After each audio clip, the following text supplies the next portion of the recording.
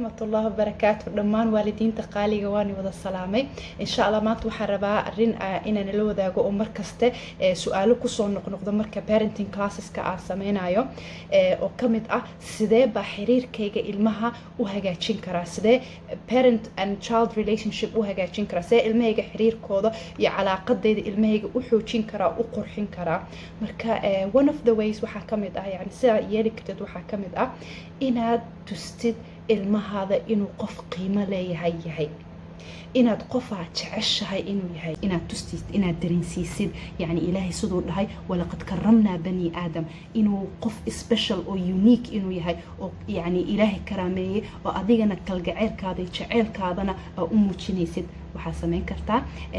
magaciisa for example magaceeda ama hadii gabarta magaceeda damaawul yahay magaciisa see u doortay yani halkee ka keentay yaa ku samaysay magacaas yani storyge ka dambeeyay maxaa ka dambeeyay sheekadaas magaciisa aad u jeclaatay inaad u samaysid hadii storyga oo dhalashadiisa si qurxoon inaad ugu sheegtid saa ula wadaagtid qalbigaada saa u faraxday marka aragtay asagoo yar oo gacanta lagu soo qabtay saa u faraxday inaad uga sheekaysid ina waxyaalaha oo unique ku yahay iyo waxyaalaha ku fiican yahay iyo mawhibadihiisa ina la wadaagtid markasta waalidiinta ilmaha yar yar hadda leh waxa sameyn kartiin waxa aruurin kartiin waxyaalahooda yar yar cambuurkeeda kabihiisa koofiyadiisa waxyaalaha iskuulka kala imaadaan projectska waxyaalaha ay sameeyaan warqadaha oo xitaa yani wuxuu u egta wax oo iska farfagaaray oo wax ilmo ku cayaaray laakiin ayaka qiimo badan oo aad iyo aad u weyn buu ula leedahay especially markii weynaadaan yani markaad tustid markuu yaraa marka ilmo weyn soo noqdo for example 12 sano 15 sano aad tustid kala arag ila daawo markaa yareed oo ilmaha oo receptionka ku jirta ama iskuulka ku jirta primaryga waaga iskuulka bilowday kala arag darka maxaa la dhahaa homework sa u sameyn jirtay khadkaada soo u ekaan jiray yani waxyaalo oo xasuus ah markasta u dhig sidoo u xasuusto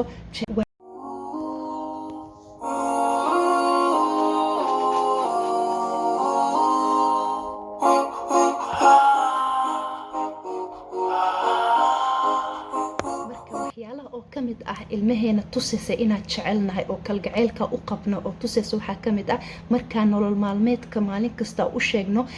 strength points kooda waxyaalihi aad ugu fiican yihiin waxyaalihi ku wanaagsan yihiin maalin kasta aragno an subhanallah qudwadeena waa nabiga kaleey salaatu wasalaam markasta jaanis kasta uu qaadan jiray markuu arko qoyskiisa caruurtiisa xaasaskiisa saxaabada markuu arko mid kamid waxyaalo fiican asagoo sameeynaya uu ma sugi jirin isla markiiba uu sheegi jiray adiga saani sana ku fiicanta adiga saani sana ku wanaagsantahay saxaabigi oo la dhahay Ajas bin Qays nabiga kaleey salaatu wasalaam wuxuu ku dhahay xadiis an Abdullah bin Abbas wuxuu ku dhahay inna fika khuslatayn yuhibbuhuma Allah al-hilm wal-ana waxa adiga leedahay laba strength point waxa leedahay laba wax oo aad iyo aad u wanaagsan inaad markaste aad sugtid aad xanaaqaado oo dhaweyn oo dhaqsaad u xanaaqid iyo inaad qunyar tahay oo si xikmad oo si wanaagsan oo si raziin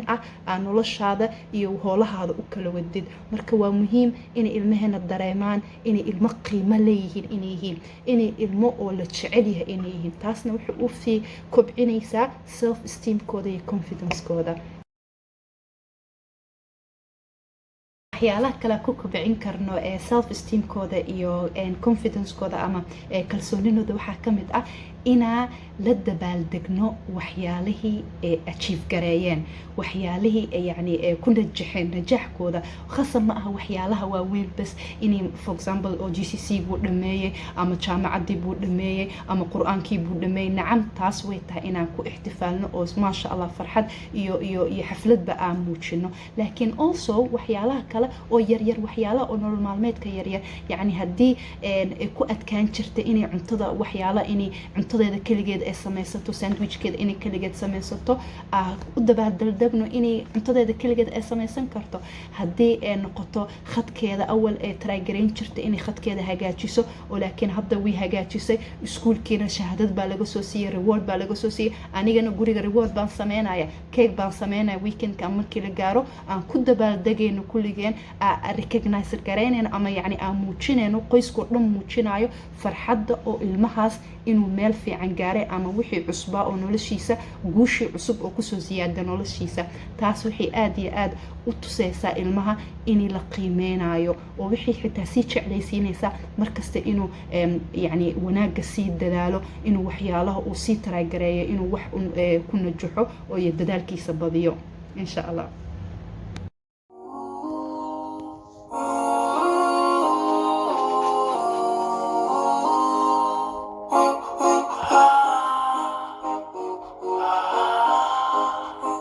إن شاء الله تنقدم بس عن كسر حرد دون وحواية أقبل أما أقلاو المهذا وحياله كليته accept your child's weaknesses waxa ogolaataa ilmahaada inuu ka duwan yahay cunugaada kale haddii ilmahaada kale ku fiican yahay dadka inuu la sheekaysto inuu bulshada dhex galo oo kana waa miskiin cadkiisa ma goosan karo ma hadli karo wuu xishood badan yahay haddaa maanta oo dhan hadalkaas ilmaha la daba socotid ilmahaas waxay noqonaysaa inuu markasta oo dareemo inuu ilmaha kale inuu ka liito qalbigiisa iyo moralkiisa iyo muraayada qalbigiisa aad jabaysa adiga waxaas dhees waa dhiirigelinaysaa laakiin muraayada qalbigiisa aan ka jabinaynaa marka taas waa muhiim waaye ilma kastaba waxay ku fiican yihiin way jiraan waxyaalo kale ku liitaan oo laakiin haddii laga caawino confidence la siiyo oo la support gareeyo ay ku fiicnaan karaan way jiraan laakiin sidoo nabiga kaleey salaatu wasalaam sheegay i'mal fa kullun muyassarun lima khuliqa lah dadaal hooyo saas yani sida nabiga kaleey salaatu wasalaam ina dhahno hooyo dadaal wuxuu ilaahay adiga muhiimadu ku siiyay awooddu ku siiyay waxyaalaha aad ku fiican tahay ogtahay anigana kula ogahay adigana ogtahay samee markasta ku dadaal an insha Allah wixii kugu adagna waad dadaali doontaa waana sameyn doontaa marka aan kula dadaalna ilmaheena inaan hadalka negative-ka ah hadalka xun inaan kala yani inaan ka istaajino asleedahay waa ku dhiirigelina laakiin dhiirigelis ma ah inaan naftaada ka soo qaadid waaye insha Allah tacaala marna adigaba ma jeclid inaa qof kale markasta lagu barbar dhigo oo markasta lagu compare gareeyo hooyo kale sidii ilmaheed u korinayso si waxaas u sameynayso ma jeclin soma anakana ilmaheena comparison-ka iyo inaan maanta dhan isbarbar dhigno kan saambu ku fiican yahay adiga sidoo walaalka wax u sameeyo adiga sidii walaasha wax u sameeyso maxaa u sameyn kari weeday maxaa u keenan kari weeday inaan ka dhaafno caruurteena insha Allah marka saasaan khayr iyo caafimaad baan iga tagay wassalaamu calaykum waraxmatullaahi wabarakaatuh